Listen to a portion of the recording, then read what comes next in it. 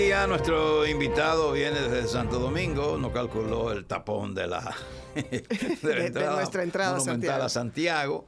Yo aprovecho en lo que él llega para hablar otra vez del caso del abogado Joel Carlos Román, porque es un caso que llama la atención. Él es abogado, tiene su oficina y es su bufete que tiene bajo su poder un contrato de compra de un inmueble en Sosúa. Y entonces eso fue un caso que se dio un acuerdo de compra en el 2011 por $500,000. Y hubo que hacer ahí una transferencia de empresas y en ese proceso se ha tardado todo el tiempo y hoy el hombre fue apresado, una orden de prisión desde marzo que se ejecutó la semana pasada. Y está acusado él de asociación de malhechores, de falsificación de firmas privadas y públicas. O sea, él firmó su propia firma y el dueño del inmueble falsificó su propia firma. Esto es algo rarísimo. A él lo acusaron de asociación de malhechores, de falsificación de firmas públicas y privadas, de lavado de activos y todo esto. Y su orden de detención estaba hasta en la oficina de la Interpol. Un caso sumamente extraño que debió estar en Puerto Plata, la demarcación jurídica que le corresponde a este caso, pero que sin embargo vino a Santiago y ahora está en San Francisco de Macorís. Y es ahí, el hombre se ha apresado, él como abogado, apresado en la Dirección General de Migración y llevado, es una historia increíble, él fue llevado de un punto a otro. Lo llevaron en una camioneta de la capital hasta Pedro Brán, de Pedro Brán lo llevaron hasta la cumbre, porque cambiaban según aparecía un vehículo que iba a hacer la ruta hasta Macorís. Los policías andaban con él preso de bola. Entonces, en una patrulla policial salieron de la Dirección General de Migración en Santo Domingo, que llegó hasta Pedro Brán. O sea, de los escritores de transportar en una guagua chocada al dueño del jet set, sale la saga de esta bola. Exactamente. Y eso que tenía su vehículo. Él venía en su vehículo, pero había que esperar otro vehículo policial para que viniera junto con él, porque el abogado está acusado de todo eso. Imagínate tú, asociación de malhechores, falsificación de firma pública y privada y lavado de activos. Esos son tres acusaciones gravísimas las tres. Entonces era un individuo que había que traerlo bajo custodia. Pero tal y como dicen, son solo acusaciones. Mientras tanto, no, son acusaciones que tendrán que probarlas. Pero que evidencian todas las falencias y las debilidades que tiene el sistema. Así es. Eso es un caso gravísimo y rarísimo. Pero bueno, en el país nuestro tenemos que acostumbrarnos a todo eso y mucho más. Finalmente llegó el esperado, Yaxel Román, que es vicepresidente ejecutivo del Centro de Análisis para Políticas Públicas. Es un hombre con el que nos gusta hablar, porque el hombre habla bueno sí. Y mucho de lo que sea. Exacto. Lo bueno de Yaxel es que nosotros le podemos traer aquí temas de física cuántica que nos dé la gana y podemos desarrollar de una forma muy entendible. Yaxel, bienvenido al Cafecito en esta mañana. Muy contento de estar aquí en el Cafecito y conversar con no solamente esta audiencia residente en el Cibao, en el país, sino también desde la diáspora, que le pone mucha atención a esta zona. Así es. Escúchame, Ileana, ¿qué es el Centro de Análisis para Políticas Públicas? El Centro de Análisis para Políticas Públicas, CAP, por su acrónimo, es un instituto no gubernamental fundado en el año 2007, en ese momento por el diputado Ito Bisonó, y que me tiene a mí como vicepresidente ejecutivo. Se dedica a lo que es el estudio, la formulación y promoción de políticas y reformas en torno a materia económica, institucional y también de defensa. En este trayecto de tiempo, cumpliendo ahora los 18 años de edad, hemos podido publicar algunos estudios bastante influyentes en buena parte de lo que son las discusiones, y hemos podido traer también también a grandes expertos a nivel internacional del país, como lo son 15 expresidentes también al mismo tiempo, 3 premios Nobel, al igual que varios premios Cervantes de diversas formas que han podido dialogar con el pueblo dominicano en torno a temas que compartimos con la meta del desarrollo, con la meta de la prosperidad, con la meta de la tranquilidad. Jax, y es cierto que contigo podemos hablar de la lucha libre Claro y de la historia del reggaetón. Y de la historia del reggaetón Ambas cosas. Yo creo que de las otras él estudia, pues, porque evidentemente es una figura de referencia, pero esta es su pasión. Pero lucha tú sabes libre y que reggaetón. yo recuerdo que una vez fui a la casa, me invitó a su casa Juan Daniel Balcácer, que era para ese entonces presidente de la Comisión de Efemérides Patrias. Y entonces él comenzó y me llevó a su discoteca y comenzó a poner música vieja y bachata y cosas de esas. Digo yo, oh, y ustedes los cultos también oyen eso. Me dice, la cultura debe ser general. El que quiere preciarse de ser culto tiene que conocer mucho de todo, no de una sola cosa. Efectivamente, porque no es literatura todo en la vida. Si te enfocas en una sola cosa, creo que eso te aísla e impide incluso poder conocer bien aquello que estás estudiando, porque veámoslo de la siguiente manera. Yo soy abogado y economista. Yo he promovido, como resalté, políticas de desarrollo, pero para promover el desarrollo hay que conocer la sociedad. Y para conocer la sociedad hay que conocer la cultura. Y para conocer la cultura hay que tener conciencia de que esa va evolucionando con el tiempo, porque probablemente, miren, hemos hablado de la bachata como una marca país, pero hace 35 años era un ritmo marginado, no necesariamente aplaudido. Pero incluso si le damos para atrás un poquito más de 100 años, todavía siquiera el merengue no era aceptado socialmente en el país.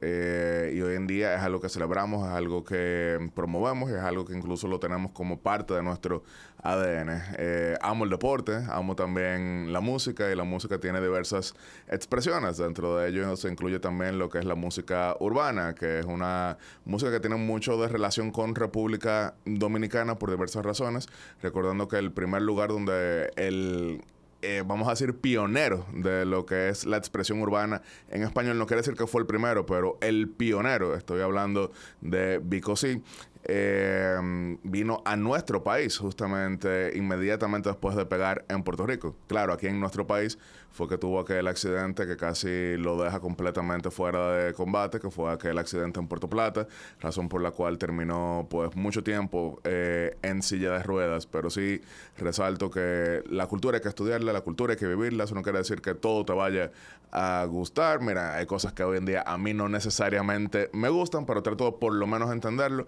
porque es lo que nos ayuda a crear puentes para poder mejor representarles. Por ejemplo, yo no soy amante del béisbol, sin embargo, yo vi varios de los juegos de la Serie Mundial. A mí me encantó. ¿Por qué? Porque una de las series mundiales más emocionantes que hemos tenido en los últimos años. No, claro que sí, pero que como quiera, yo tenía que verlo para poder tener una idea. No tengo Pero mucho eso incluye, y yo sobre creo eso. que a propósito de lo que dice Jaxel, a propósito de lo que mencionas, eso debe incluir temas tan polarizados como el análisis social mismo que requiere un fenómeno como la Casa de Alofoque, que cuando mencionas las palabras es como si la población se dividiera y nos creemos superiores por decir yo no lo veo, no lo consumo. Es digno de un análisis social importante, y yo creo que para poder entender el fenómeno per se, como otros que se están desarrollando similares, pues es necesario conocerlos y verlos. Sí, que por cierto, algo que quería resaltar hablando del tema de cultura, sabemos que los canadienses y los dominicanos tenemos un gran compatriota en común. Estoy hablando de Vladimir Guerrero Jr. Así es. Y Vladimir ha logrado algo que no necesariamente otros dobles nacionales han obtenido en esos países de Norteamérica, y es ser completamente asumido por la población en general. Los canadienses celebran a Vladi como si él fuera Wayne Gretzky o cualquier otro jugador de hockey. Y él lo reconoce incluso en el juego final de Serie Mundial, en el cual obviamente él esperaba coronarse campeón. Bueno, una gran parte de los dominicanos esperábamos también. Aunque los Dodgers tienen muchos seguidores en el país. Sí, también, pero eso sí. el tema es que algo que les encantó a los canadienses fue que cuando llega Vladimir Guerrero Jr., él tenía una camiseta de Marie Poulin. Marie Poulin es reconocida como la capitana del clutch en Canadá. ¿Qué quiere decir clutch? Quiere decir la que rinde en el momento clave. ¿Y a qué se refiere con el momento clave? Ella fue la que metió los goles ganadores en 3 medallas de oro para el equipo de hockey sobre hielo femenino en las Olimpiadas para Canadá. Eso hay un híbrido interesantísimo. Claro, entonces, por ejemplo, los canadienses suelen lamentar un poquito que su cultura interna popular no trasciende mucho sus costas. Entonces, tener a alguien que sí, que nació en Canadá, pero que es una figura internacional, como lo es Vladimir Guerrero Jr., llegar utilizando esa camiseta, eso se convirtió en completamente viral en todo Canadá. Miren, de esa manera. Quería así mencionar que en el caso de los Dodgers, es uno de los equipos más queridos en República Dominicana, probablemente, y hay quienes me cuestionan, pero yo me la juego. Yo digo que es uno de los 5 equipos más queridos. Sí, recordaremos que fue el primer equipo en jugar en nuestro país en el año 1948. En ese momento no eran los Dodgers de Los Ángeles, eran los Dodgers de Brooklyn, y tuvieron como atracción principal a Jackie Robinson, que el año antes se había convertido en el primer jugador afroamericano en las grandes ligas. En ese momento no existía el Estadio Quisqueya en Santo Domingo, sino era el play de la normal. Y entonces podrán imaginarse el espectáculo que fue. Pues no solamente eso, los Dodgers tuvieron un programa de intercambio muy histórico, tanto con los Leones del Escogido como con los Tigres del Licey, al punto de que el manager de los Dodgers, Tommy Lasorda, que en paz descanse, fue al mismo tiempo que era manager de los Dodgers, manager del Escogido y manager de los Tigres del Licey. Wow. Y tiene una historia aquí en Santiago, porque, por ejemplo, Tommy Lasorda, usted recordará, claro. Señor Jaime Tomás, sí. Cuando era manager del Escogido, hubo un juego en el Estadio Cibao en el cual él estuvo en desacuerdo con una decisión de un umpire, y en el momento en que él estaba duramente impugnando el veredicto del umpire, él como protesta, entonces se desnuda, se quita la ropa por completo. En el público estaba el que era en ese momento jefe del Cuerpo de Ayudantes Militares del presidente de la República, doctor Joaquín Balaguer. Estoy hablando del general Eligio Bisonó Jackson, que en el momento en que entonces ve a el manager del Escogido desnudándose, de un señor norteamericano, Salón de la Fama, uno de los managers más reconocidos en Estados Unidos, pero quitándose la ropa, por el amor de Dios. Y en esa época, que era un poquito más fácil que ahora decir, tránquenlo.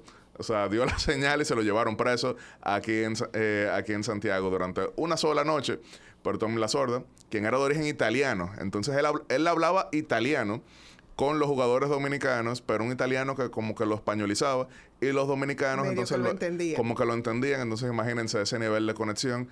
Probablemente uno de los extranjeros más queridos en la historia del béisbol en República Dominicana, que pasó una noche preso en Santiago. Vamos a los mensajes y seguimos esta conversación con Jaxel en breve.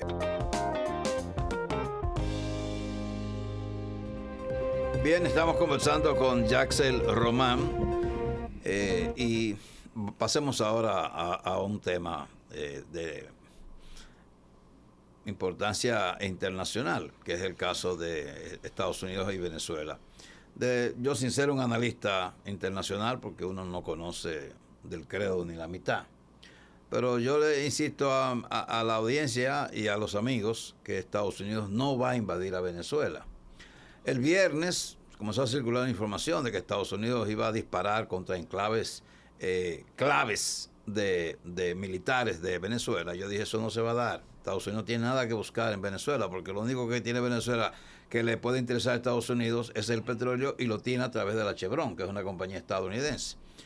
Y digo yo, eso no es verdad. Y ahí está. Donald Trump desmintió que ellos tuvieran planes de invadir a Venezuela. Pero me gustaría escuchar tu opinión. No solamente Donald Trump, el secretario de Estado americano, Marco Rubio, cuando el prestigioso periódico Miami Herald publicó que tenían fuentes apuntando que estaba siendo seriamente considerado un ataque contra Venezuela y enclaves determinantes, como usted bien menciona, él le dio cita al post en la red X, previamente Twitter, y dijo, tu fuente te mintió.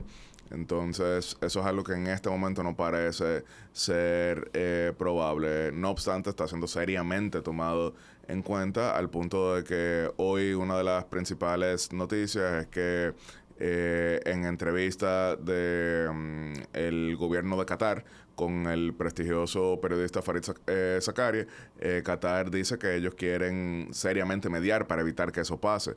Y los qataríes, que generalmente se manejan con un nivel de inteligencia considerable el hecho de ellos decir que quieren mediar, es porque consideran que es por lo menos posible. Posible y probable son diversas intensidades. Está también plausible.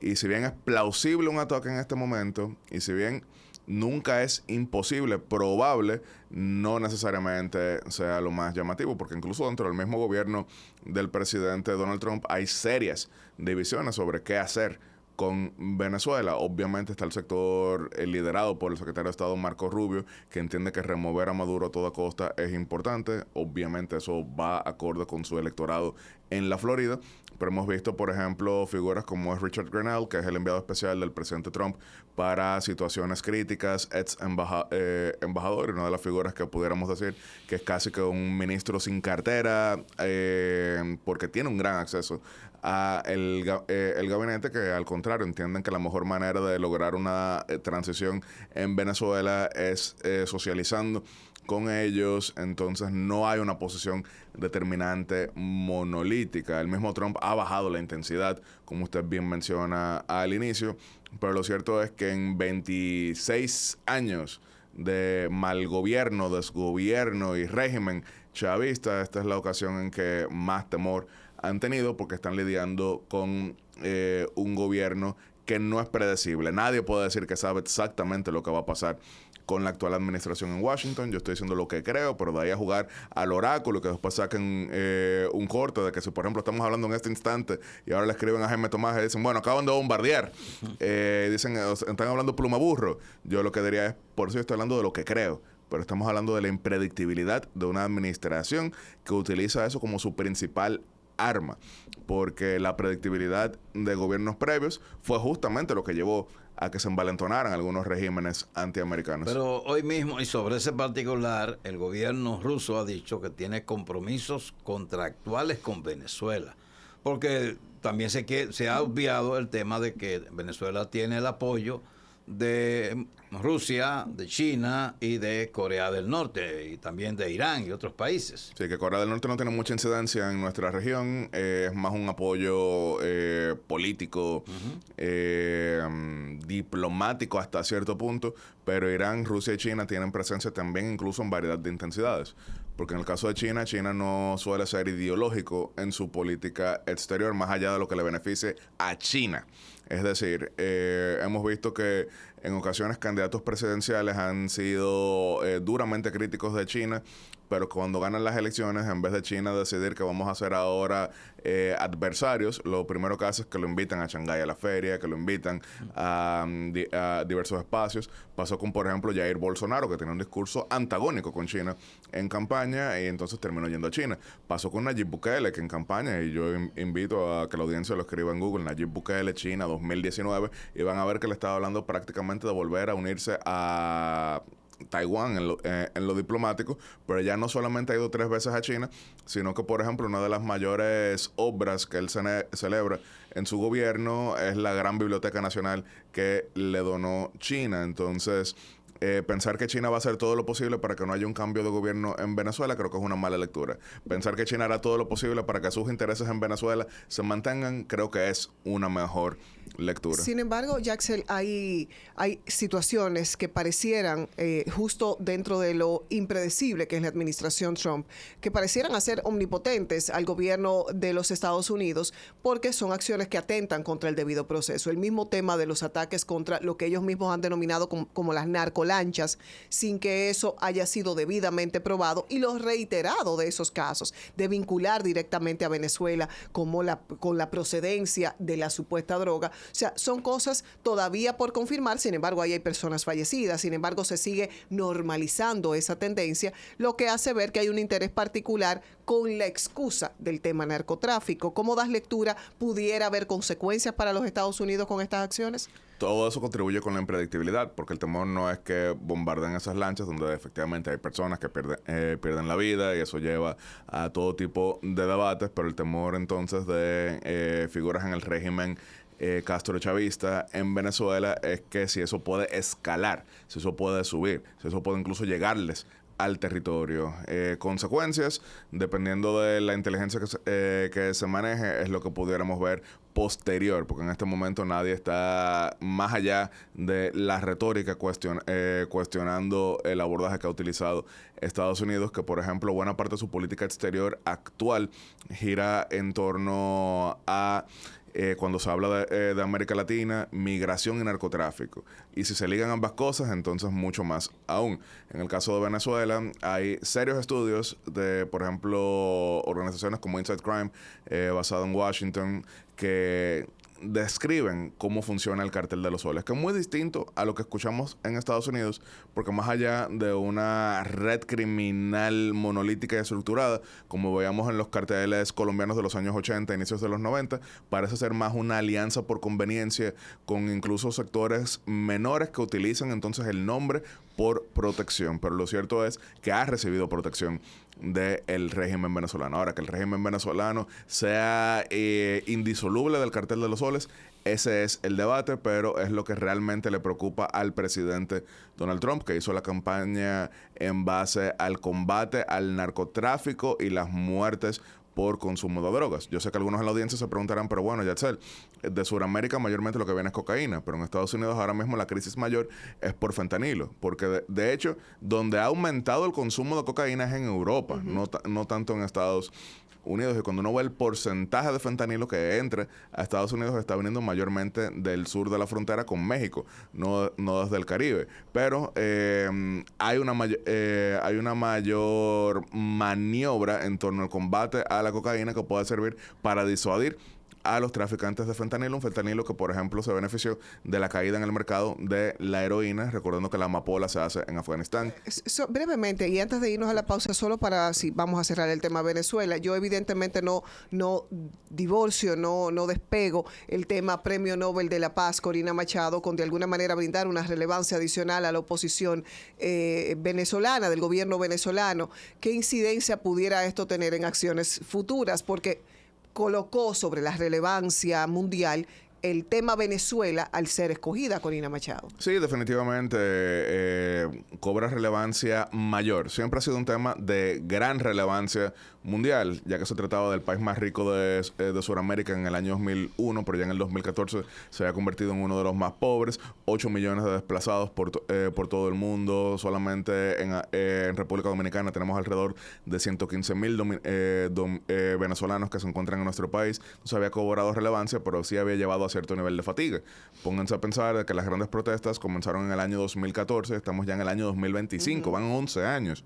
Entonces se temía que ya el tema se había normalizado hasta cierto punto, pero cuando recibe entonces un endoso tan prestigioso como lo es el Premio Nobel de Paz, con la credibilidad que eso trae, yo sé que hay algunos que dicen, bueno, que tanta credibilidad, si se lo dieron a Obama en el primer año de gobierno, si se lo dieron a Henry Kissinger, con eso yo no estoy cuestionando ni a Obama ni a Kissinger, pero sí sé que eso levanta algunos cuestionamientos, pero lo cierto es que eso trae un nivel de prestigio que ayuda a poner atención en segmentos más amplios. María Corina Machado de hecho fue bien hábil, porque cuando se estaba hablando de que el premio lo merecía Donald Trump por la manera en que ha intentado ponerle fin a ciertas guerras, ella lo que hizo fue que le dedicó el premio a Donald Trump y por lo menos bajó ese cuestionamiento, pero sí ayuda claramente a que se le ponga atención a la situación en Venezuela.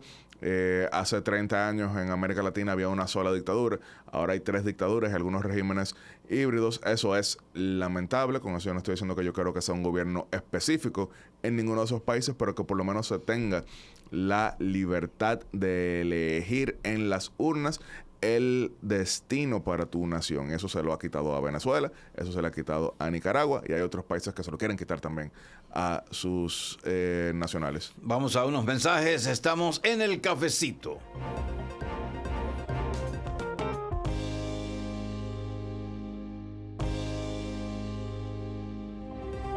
Jaxer Román, que es un analista muy especializado, está con nosotros a propósito de las elecciones municipales de Nueva York, ¿verdad? Son municipales. Sí, mañana hay elecciones en varias localidades de los Estados Unidos. Por ejemplo, se está eligiendo gobernador de Nueva Jersey, gobernador de Virginia, y de gran interés para los dominicanos, no desmeritando a Nueva Jersey, donde hay una gran presencia dominicana también, la alcaldía de la ciudad de Nueva York, que es la alcaldía principal de los Estados Unidos por la gran población que tiene y la gran economía que tiene. Sabemos que en la ciudad de Nueva York se estima que hay más de 700,000 dominicanos. Escuchen bien, dije la ciudad y dije dominicanos de nacimiento aquí, porque por ejemplo si incluimos segunda y tercera generación crece el número. Entonces, en esta ocasión, el alcalde en ejercicio, Eric Adams, quien de hecho estuvo aquí recientemente por la tragedia de Jet Set,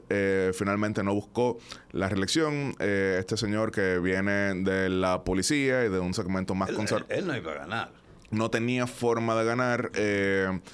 Y él finalmente se retiró de las primarias demócratas y después se retiró como candidato independiente. Entonces, la ciudad de Nueva York, por lo menos en los últimos 40 años, ha tenido una gran mayoría de demócratas, es decir, de inclinación hacia el partido demócrata. No obstante, en varias ocasiones la han ganado candidatos postulados por el Partido Republicano que venían del Partido Demócrata. Recordaremos 2 veces Rudy Giuliani y recordaremos 3 veces Michael Bloomberg. Pero en este caso hay una competencia entre lo que pudiéramos llamar 2 demócratas o un demócrata y medio. Se hicieron primarias en dicho partido y los 2 principales candidatos eran Andrew Cuomo, el ex gobernador del estado de Nueva York y también ex secretario de Vivienda de los Estados Unidos, hijo de Mario Cuomo, también ex gobernador de Nueva York y heredero de una gran tradición política en ese estado y en ese país, y Zohran Mamdani, quien es concejal, originalmente nacido en Uganda, musulmán y progresista de izquierda socialdemócrata, como él se define. Esta figura, quien de hecho ha llevado a cabo una campaña que podemos considerar brillante porque ha sabido hablarle a sectores mucho más allá de su base. Primero gana las primarias, pero ¿qué sucede? En Estados Unidos se permiten, y claro, eso dependerá en varios lugares de la ley electoral vigente, porque no hay una ley electoral federal en Estados Unidos para estas posiciones, pero se permiten las candidaturas independientes. Ya Andrew Cuomo había logrado el registro como candidato independiente, así que cuando él pierde las primarias, ya él tenía este acceso a la boleta. Así que él ahora tendrá su revancha con Zohran Mamdani. Le había cuestionado que en las primarias votaba muy poca gente, así que en una elección general él podía competir de mejor manera. Andrew Cuomo, que es un sector centrista, en esta ocasión, por tener de rival a alguien más a la izquierda, pudiéramos llamarlo que termina siendo el candidato de una centro derecha. No obstante, el Partido Republicano, que no ha podido volver a ganar la alcaldía desde Michael Bloomberg, quien ya no es parte del Partido Republicano, ellos tienen un candidato que es Curtis Silva, quien se dio a conocer por liderar algunos segmentos de autodefensa en la comunidad. Y las encuestas apuntan a que Zohran Mamdani promedia un 40-43% de intención de voto. Se gana con mayoría simple, como suele ser en las alcaldías, salvo Brasil. Cuomo con un 33 a un 36% y Silva de un 22 a un 26%. Es decir, ya se supone que los neoyorquinos querrán un alcalde fuerte, que enfrente todo lo que está sucediendo en Nueva York después de la COVID-19. En parte, no obstante, Nueva York se ha convertido, y yo sé que algunos que están en la audiencia o que han vivido o que viven ahora mismo en Nueva York saben que se ha convertido en una ciudad invivible. Yo sé que eso suena poco diplomático, pero es una ciudad cara, es una ciudad de renta asfixiante y es una ciudad donde incluso terminar la compra se convierte en un gran desafío. Por eso es que hemos visto que muchos dominicanos que vivían en la ciudad de Nueva York se han establecido no solamente en Nueva Jersey, sino también en lugares como en Pensilvania, Filadelfia, Reading, entre varios otros, aunque los de Orlando no suelen estar tan ligados a los que vivían previamente en Nueva York. Entonces, ¿cuál ha sido la campaña brillante de Zohran Mamdani? Por quien yo no votaría, pero sí tengo que reconocer que ha sido una campaña brillante. Él ha propuesto un INESPRE para Nueva York. 5 supermercados financiados por la ciudad para la canasta básica, entendiendo que de esa manera baja el costo de dicha canasta. Eso inicialmente llevó a que él fuese cuestionado por la Asociación de Bodegueros de las Américas, que en un 90% son dominicanos. De hecho, habían dado una rueda de prensa diciendo que su propuesta significaba la quiebra total de las bodegas. Pero volviendo a lo que repito, que es la brillantez de su campaña, se reunió con los representantes de los bodegueros y en cuestión de unas cuantas horas de reunión salen los bodegueros este segmento, porque no hay una asociación única de bodegueros, salen diciendo que lo endosan y que lo apoyan para que gane la alcaldía, porque llegaron a la conclusión de que las ganancias principales de las bodegas no coincidían con los productos que iba a vender en este Inespre que él propone. Por ejemplo, reconocieron los bodegueros que buena parte de sus ventas y ganancias son de tickets de lotería, por el gran amor que tienen nuestros compatriotas, tanto aquí como allá, por la lotería, pero que este supermercado no lo vendería. Y también, por ejemplo, de los sándwiches bien conocidos por nuestros colmaderos y por los bodegueros allá, que eso no era algo que realmente iban a estar vendiendo en dichos supermercados. Ahora, hay otros cuestionamientos que van más allá, como de la sostenibilidad. Hemos visto lo que ha pasado con iniciativas similares en nuestra región y en nuestro país, pero lo cierto es que él ahora mismo tiene el momentum. Es un joven de 33 años, que lo que ha sido hasta ahora concejal, pero ha hecho una campaña brillante en español, en otros idiomas, ha utilizado el merengue, se ve agradable, pero como tiene la tradición, hay muchos que querían que se retirara el candidato republicano para cerrar esa brecha, porque lo cierto es que si nos llevamos de esos números recientes que acabo de compartir, por lo menos un 60% del electorado no quiere a Zoran, pero el candidato republicano se negó a retirarse. Así que va a ser una competencia bien dura. En el caso de Nueva Jersey y Virginia, Virginia lo tiene el Partido Republicano en la gobernación, pero hay muchos que entienden que por los cierres de gobierno y recortes de gastos en un estado que tiene un gran componente de empleo federal, eso pudiera significar que pase de rojo a azul. En el caso de Nueva Jersey, Donald Trump perdió Nueva Jersey el año pasado, pero por un margen menor que todos los candidatos republicanos desde 1992. Donald Trump logró 46% del voto en Nueva Jersey, en un lugar donde los republicanos recientemente sacaban 30 a 35%. Así que se espera una competencia hasta el último voto. En cada uno de estos lugares hay voto dominicano. Obviamente en Nueva York más, pero en Nueva Jersey hay decenas de miles de votantes dominicanos, y también en lo que es la zona metropolitana de Virginia también se entiende que hay más de 20,000 votantes dominicanos. Lo importante sería que quien tiene derecho al voto, quien se empadronó para votar, pues vaya y ejerza ese sufragio de forma tal de que su voz sea cada vez más escuchada. Ya lo vimos el año pasado cuando, por ejemplo, los dominicanos en Reading, Pensilvania, en la misma Filadelfia y también en el Bronx fueron algunos de los más cortejados por la campaña presidencial. Lo ideal es que sigan también participando en alcaldía, en gobernación, en Congreso, porque eso fortalece lo que es la presencia dominicana. Vamos a los mensajes para estar en la parte final del cafecito de hoy.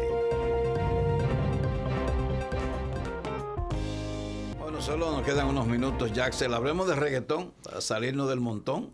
Bueno, pero está rimando. Hablemos de reggaetón para salirnos del montón. No, pero siga. Hablemos de reggaetón porque al principio, y los reggaetones que uno disfrutó, yo lo disfruté muchísimo. Sí. Al principio eran buenísimos porque tenían el ritmo, tenían letras buenas y todo eso. Luego, como todo, fue degenerando. Evolucionando, cambia con el tiempo, porque por ejemplo, les hacía referencia a Vico C. Bueno, miren, previo a los años 90 en Panamá, por su gran inversión en lo que terminó siendo el canal, había una presencia importante de migrantes jamaiquinos que obviamente llevaron su dancehall, reggae jamaiquino, y que fue interpretado por muchos de esos artistas. Algunos recordarán obviamente El General, que esa era la música que interpretaba, pero era reggae en español.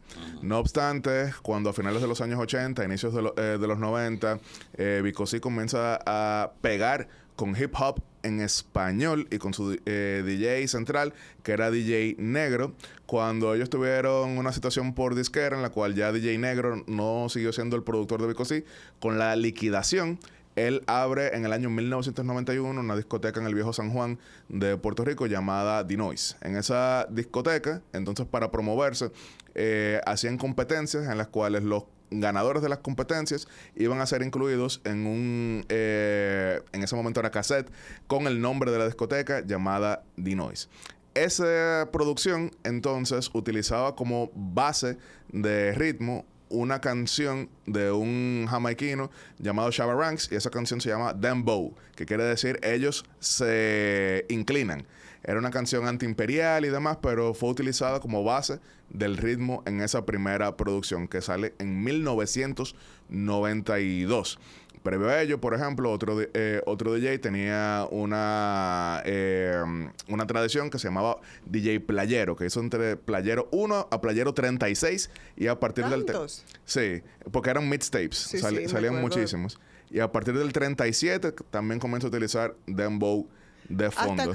¿En qué años se realizaron estas producciones de Playero? Porque se ha acuñado en el decir popular desde los tiempos de Playero, y recuerdo que en los años 90. Lo que pasa es que Playero comienza en 1989, no obstante, no es sino hasta 1992 que cambia el estilo, inspirado también con su trabajo junto a DJ Negro, y a partir de Playero 37, casi todas las canciones que la gente te puede mencionar de Playero son del 92 en adelante, que de hecho en Playero 37, que para muchos sería como que Playero 1, es que sale Daddy Yankee, que pega con varias de sus canciones. Ahora, con el tiempo, esto se fue profesionalizando, con el tiempo esto se fue limpiando. Recordarán algunos que de hecho en Puerto Rico era muy controversial desde el inicio, porque el gobierno de Pedro Rosselló consideraba que era música que incitaba a la violencia, entonces recogieron muchos de los cassettes, pero comenzó a recibir más inversión, comenzó a recibir más aporte en torno a lo cultural, y de hecho una gran inyección de creatividad dominicana, porque dos compatriotas nuestros originarios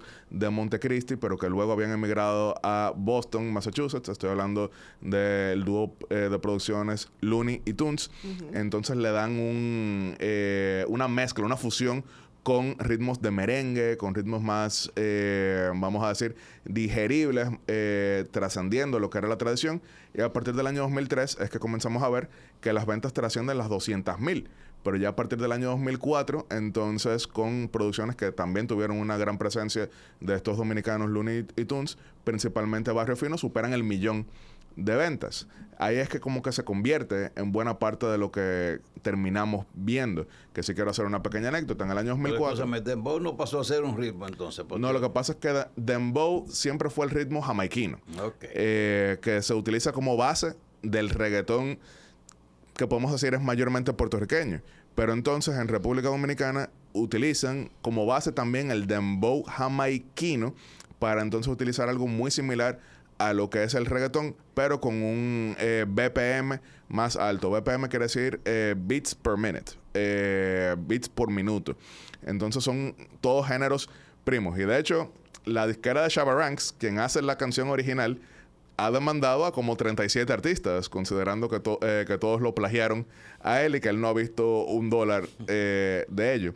Pero sí, por ejemplo, en el año 2004, que es cuando la producción Barrio Fino de Daddy Yankee, que fue su cuarta producción, después de varias otras, una de ellas el Cangri.com, el cartel de Daddy Yankee, 1 y 2, esa producción pega tantísimo que lo lleva hacia otro nivel. Pero antes de que él adquiriera ese nivel, ya él tenía algunos compromisos contractuales con varias fiestas en diversos lugares, y él todos los honró.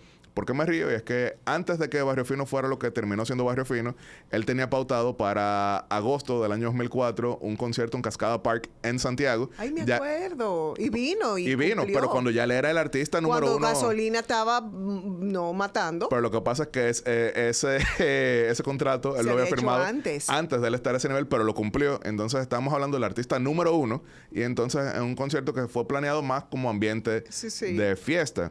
El reggaetón tuvo un momento leve del 2009 en adelante, que fue cuando cae, cuando, por ejemplo, el dembow dominicano logra establecerse como su gran alternativa, pero vuelve y resurge del 2013 en adelante, y ahora mismo está en su momento más lucrativo, porque además el negocio tiene muchas más entradas de lo que tenía previamente, es mucho más medible, y ahora tenemos a Bad Bunny como el principal artista en español. Algunos dirían el artista número 1 del mundo, que viene a República Dominicana ahora en los próximos días, después de 30 shows. No tenemos más tiempo, pero una curiosidad: ¿cuántas horas le dedicas a la lectura? Bastante. O sea, yo me paso el día entero leyendo. En todo momento se quería... Eso indica que tú eres soltero.